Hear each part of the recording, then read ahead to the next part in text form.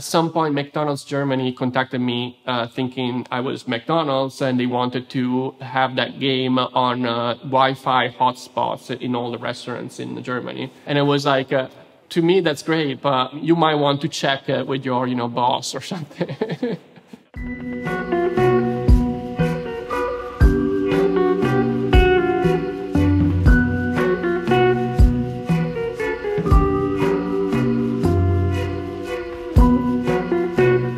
The McDonald's video game is a business simulation. It's a tycoon game in which you are managing the McDonald's corporation from pasture to marketing and PR.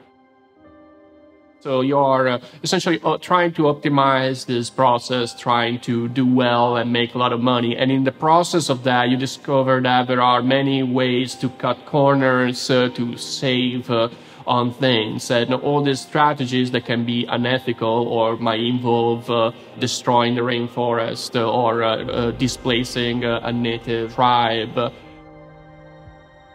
So it is essentially like a neoliberalism simulator of some sort in which you are kind of the bad guy and learning about it in this like a dark, humorous way.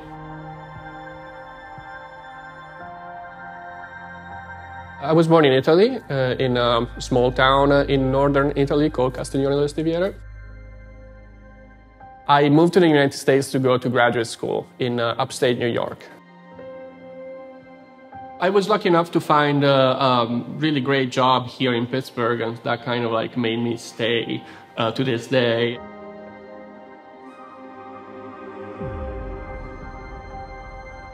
I started making video games in high school, and then I stopped for a while as I was more interested in music and girls and politics. And then I sort of like went back via web design and media activism. Essentially, I was working for, I was working within organizations and political parties, and I decided to make a game for that purpose. I think I always liked management simulations. And back in the day, I remember playing a theme park, which was an old one, in which you're managing a theme park. And you can increase the saltiness of the French fries, so your visitors become thirstier and they buy more soda. And at that point, as a kid, it kind of like blew my mind, because you're playing this kind of like manipulative sort of like boss, all-seeing eyes. But later in my life, I sort of like realized how interesting it is. What games can do is like they can put you in a position of power, in a position of like knowledge, or in a position that is very different from your experience of going to a restaurant. And I thought that because of that sort of like systemic global view that games can give you, it was the theme of like kind of like connecting what essentially globalization like displaced could have been meaningful.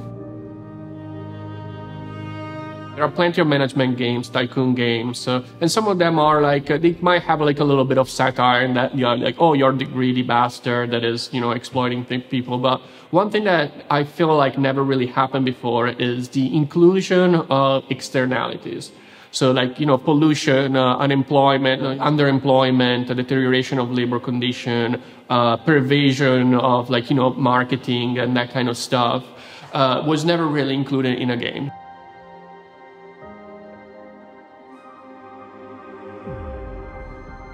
I wanted to make a case for video games as a way to talk about complex systems. Like capitalism splits these production processes, they become abstract, they become like all spread out all around the world. And so what about a game that sort of like puts it together and puts you in a position that you can see these flows of value and exploitation and externalities? You cannot win in the McDonald's video game. You can only lose if you go bankrupt, and you can just like basically keep playing forever. That's one of the things that got the most resistance from players, is like, how do I win? When do I reach the end? And my standard answer is like, well, when is the end of capitalism? When do you reach the end of it? It tends to go into catastrophic sort of situation in which your like the land that you have cannot sustain enough food or cows. Actually, like the day it launched, it got some coverage, and some journalists contacted McDonald's. So they knew from day one that that game was in there, or somebody knew from day one that that game was there, and they refused to comment. Some people mistook it for an official game, and so they invited me to this conference in which they were, making like people from all corporations talk about how they were using video games for promotion, advertisement, and PR and training. And so they contacted me saying, "Hey, McDonald's, do you want to come to this conference?" And I was like, "Sure, let's go to this conference. I'm McDonald's." And so we presented at this conference as McDonald's representatives. And we presented like an absurd, plan in which a section of the McDonald's corporation was splitting from the main McDonald's, and they were starting to make, games for, to address global warming. The talk worked well. Like the prank worked well. Like they didn't suspect that it was a fake. But people following press releases immediately noticed that. But it's very important to me that it's not about personal consumption. It's not about boycotting or never going to McDonald's. I'm fine with people going to McDonald's. The problem is McDonald's operating without accountability on such a scale that can affect how meat product is produced and priced.